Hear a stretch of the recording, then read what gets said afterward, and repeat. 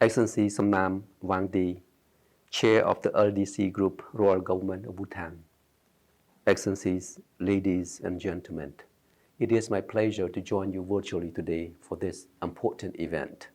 Cambodia continues to be severely impacted by climate change. Unpredictable rainfall patterns and more frequent droughts affect our agriculture, fishery, as well as infrastructures. The country experienced very heavy flood this year. The combined impacts of climate change and COVID-19 had severe consequences to the livelihoods of our most vulnerable citizens. In response, we are putting in place large cash transfer programs and a comprehensive recovery package to minimize this impact. In 2020, parties are submit new or updated national climate action plans, referred to as the Nationally Determined Contribution Update. The UN Environment Programme's 2019 Emission Gap Report illustrated that global greenhouse gas emissions are expected to fall by 6.7% each year between 2020 and 2030. This is not enough. More effort is needed to meet the Paris Climate Agreement target of 2 degrees Celsius. While Cambodia is a very minor contributor to global greenhouse gas emission, we wish to emphasize our commitment with respect to our resources and capacities. Our updated nationally determined contributions, which will be submitted by the end of this year, will include clear new targets. In forestry and land use, Cambodia commits to halving the rate of deforestation by 2030 compared to our reference level.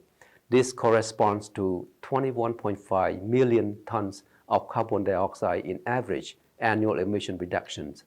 Clear plans are being put in place for this under our REDD+ strategy. For other sectors, we have increased our target of reduction emissions to 34% by 2030 compared to 27% in our initial NDC. This corresponds to 26 million tons of carbon dioxide in average annual emission reduction.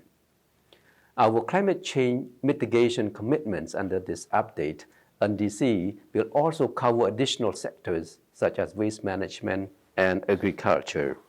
We are committed to work on a long-term strategy to achieve carbon neutrality.